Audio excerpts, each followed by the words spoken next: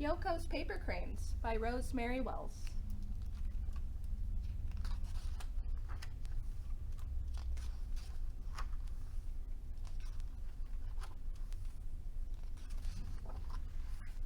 When Yoko was very small, she and her grandmother, Oba-san, fed the cranes in the pond at the end of the garden. "The cranes stay in our garden only a few months," said Oba-san to Yoko. "Then they fly away from Japan." "Don't go," said Yoko. "The cranes come back every year," said Oba-san. Yoko's grandfather, Oji-san, taught her to fold paper into cranes. Oji-san made cranes, frogs, and lots of other animals out of his colorful paper. When Yoko was a big girl, she and her mama and papa sailed far away from Japan, but Yoko never forgot Oba-san and Oji-san. Every week, a letter came to Yoko and her family in America. Every week, a letter went back to Oba-san and Oji-san in Japan. Oba-san's birthday was in winter. Yoko had no money to buy a birthday present. Yoko knew that thousands of miles away in Japan, Oba-san's garden was cold and snowy. Oba-san was waiting for the cranes to come back to her garden pond. Yoko asked her mother for beautiful paper. She folded the paper into a crane, just as Oji-san had shown her. She made 3 cranes of different colors. Then she put them in a package and put stamps on the package. The mailman took it and sent it in an airplane across the sea. All night that airplane flew, from warm California to wintry Japan. Another mailman left the package at Oba-san's door. Oba-san opened the package. She and Oji-san hung Yoko's cranes in the kitchen window. Oba-san opened Yoko's birthday card. It was written in Japanese. "Soon I will come back to Japan, just like the cranes," is what the card said. The paper cranes turned on their strings. "Happy birthday from Yoko" tingled in the air around the cranes. Oba-san sipped her green tea while the snow fell outside the window.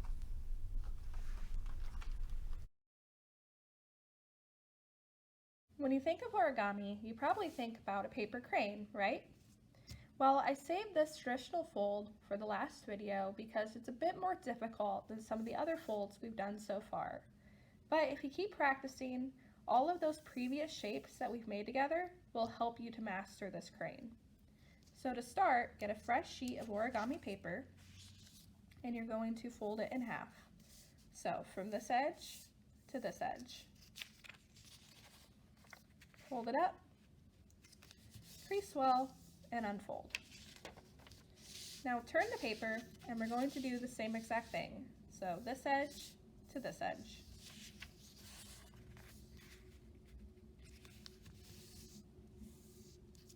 Then unfold. Now go ahead and flip your paper over and you're going to fold in half, except this time we're going to be making that triangular shape. So take this bottom point and you're going to fold it up to this top point.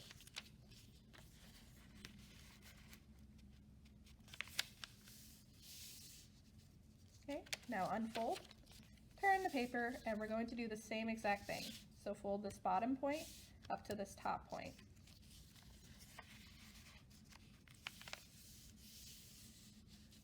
Okay, then unfold. So you see how all these folds have made the paper dip inward? Just pop that up. And then you see this diamond shape that we've created. You're going to collapse these 2 sides inward. It's going to look like this. And this is a lot like that turtle that we had made in a previous video, right? Just collapse it in on itself, make that diamond shape, and then crease it well.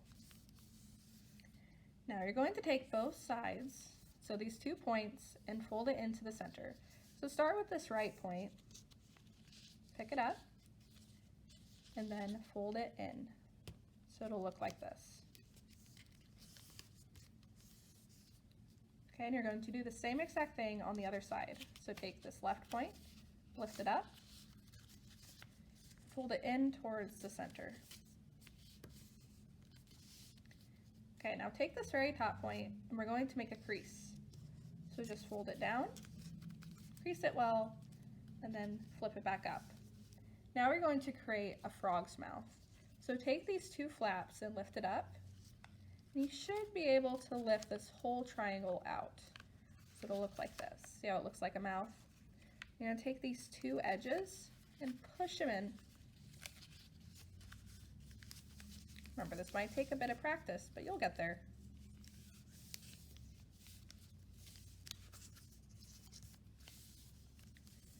Okay, smooth down all of those folds nice and tight. Now we're going to flip the entire model over, and you're going to repeat those same exact steps. So this point to this bottom point.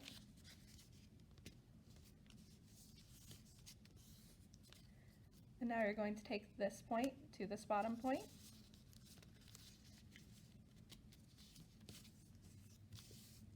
Now we're going to take this top point, fold it down, crease it well, and lift it back up.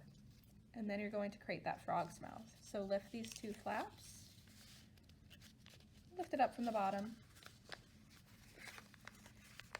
and then push in these two sides.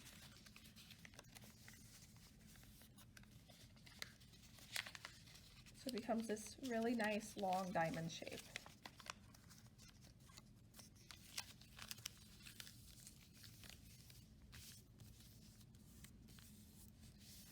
Okay, so now that you have this, you're going to take this side, this right point, and fold it in.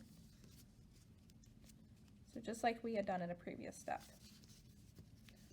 Crease it well, and you're going to do that on the remaining three sides. So this point to this bottom point, crease well, flip the entire model over, this point to this point,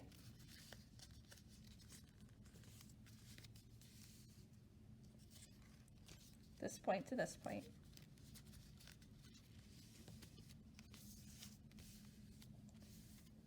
Okay, we're almost done. So now you're going to fold it like a book. So take this side, flip it over. It'll look like this. Flip the model over, turn the page like it's a book. See, it looks like a wolf's head. Okay, you're almost done. So now these two bottom flaps are the wings. So just take the bottom point, fold it up, flip the model over, take that bottom point and flip it up.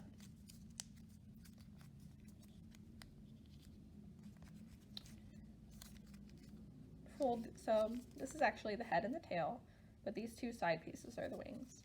So go ahead and take this piece and fold it down. Fluff it out. Take this side piece and fluff it down. Okay, you're almost done. So now pick which side you want to be the head. And you remember that pocket fold that we have done on previous models, so where you fold it down. So take this edge, fold it down, then go ahead and push it in. And that's going to make that little beak. And there you have it. You made your own origami crane. So keep practicing, and I know you'll be able to do it in no time. The Crane Wife by Odd Spaken.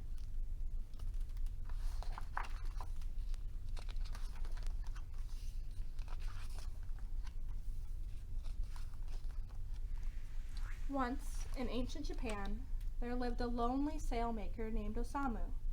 Osamu's house was built high above the sea on a hilltop. From where he sat weaving his sails, Osamu could see the green salt marsh below, dotted with white cranes. As he pulled the warp and weft of his sail fabric together, he would often think to himself, how beautiful the cranes are. Of all the birds, they're the most like sails. It is as if the wind is held in their wings. All his life, Osamu had wished for a wife to comfort his lonely hours at the loom. But with one rice steamer, one pot for making tea, and little else, he knew his chances of finding a wife to live with him were small. Autumn came, the season of storms. Red leaves fell on the dark wood of his porch. One night, as the winds howled, Osamu heard something strike his door. Curious, he looked out. There lay a great crane, stunned and still. "Oh, poor bird," he cried, kneeling. Osamu carefully folded the crane's crumpled wings and carried it inside. How light it was, so delicate. Amazed, he warmed the beautiful creature by his fire, caressing its wings. Soon its black, shining eyes opened. For 3 days, Osamu nursed the crane back to health. Then he watched it soar away. Time passed, and one night a great storm blew in from the sea. Through the sound of the pelting rain, Osamu heard a knocking on his door. "Who was there?" called Osamu, peering out. A beautiful young woman gazed up at him, her black eyes shining. "Who are you?" gasped Osamu. "Help me!" cried the young woman, shivering in her wet garments. "Oh, forgive me, please come in." Osamu bowed and stared as she stepped inside. Never in all his life had he stood close to so beautiful a young woman. Osamu served the young woman tea and rice and a little bit of the precious fish given to him by the fishermen in the harbor. Gradually, she stopped shivering. They knelt across from each other. The lamp flame flickered. Finally, he found words. How had she come to him in the store? Where was her family? Where was her home? Osamu asked her many questions, but all the young woman would tell him was that her name was Yokiku. Years passed. Frost covered the black twigs outside Osamu's window, and still Yukiko had not left. It was beyond Osamu's wildest hope to think that she might stay. He was afraid to ask her to marry him. He had so little. Yet as the days passed, a love grew between them. With no word spoken, Yukiko became his wife. But Osamu was still just a poor sailmaker, and it came to a time in the little house above the marsh when there was not enough food for the two of them to eat. Yukiko saw this. She came to him one day and said, "Husband, I will weave you a magic sail that you may take and sell in the village below." "You can weave a magic sail?" She pulled the dressing screen across the room, hiding his loom, which sat near the window. "Yes, but you must promise never to look at me as I work," she said. "Why?" Osamu asked. "Promise me," Yukiko insisted. And Osamu promised. Yukiko began to work. Osamu could hear the shuttle sliding and the loom rocking. Hours passed. Night fell. Osamu slept. At dawn, Yukiko was still working behind the screen.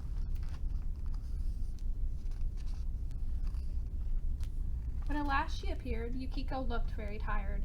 That's natural, Osamu thought. She has worked all night. But when Yukiko placed the sail in his arms, Osamu forgot everything.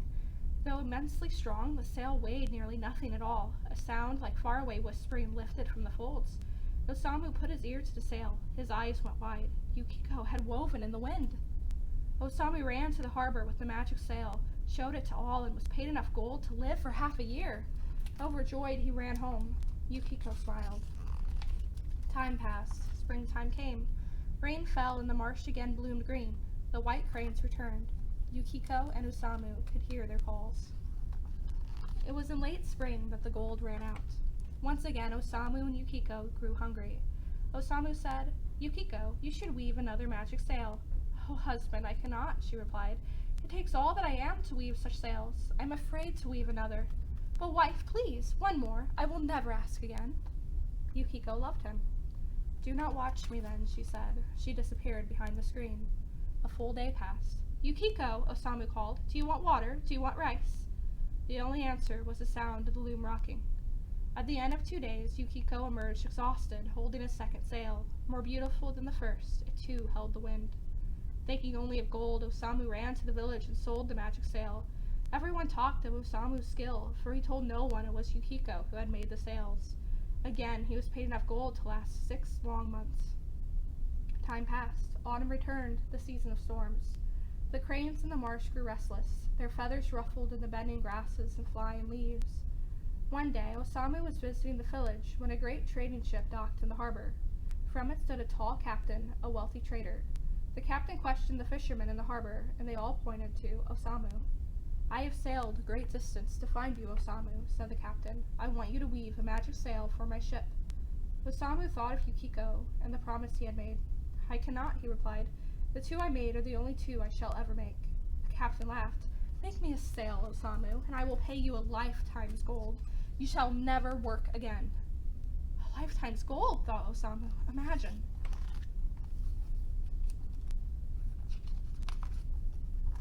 Home he ran. Yukiko, he called. There's a man in the harbor who will give us a lifetime's gold if... He stopped in the door. If you will weave one more sail. Fear swept across Yukiko's face. Osamu, no, I am afraid. Yukiko, a lifetime's gold, don't you see? We will never want for tea or rice again. But these sails, they take so much from me, she pleaded. It is my very self they take. Osamu frowned at Yukiko. I am your husband, he said, his voice growing loud. I command you. Yukiko began to weep. Very well, she said, trembling, but promise you will not look at me. I promise. Now go. Make my sail. Yukiko pulled the screen before the loom and disappeared. Outside, Osamu paced his porch. He could see the ship at anchor in the harbor, waiting. A day passed, and another. Still Yukiko worked. A third day dawned. Never had she worked so long. What is she doing? Osamu wondered. Yukiko, he called. Do you want water? Do you want rice? But she gave no answer.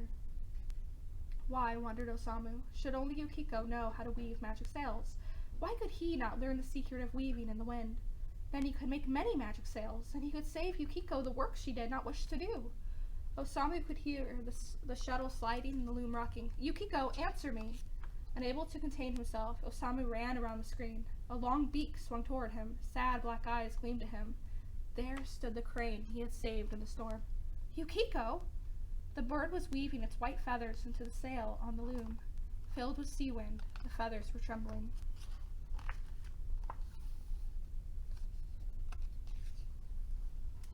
Yukiko! Osamu cried, but the only answer his crane wife could give was a soft, strange sound like a cat purring in bamboo reeds. Then Yukiko spread her tattered wings, lifting herself through the window and into the sky. Never again did Osamu see her. He wove simple sails for the rest of his years, there at his window, gazing at the marsh and the white cranes. And each autumn, in the season of storms, he waited for a knock on his door.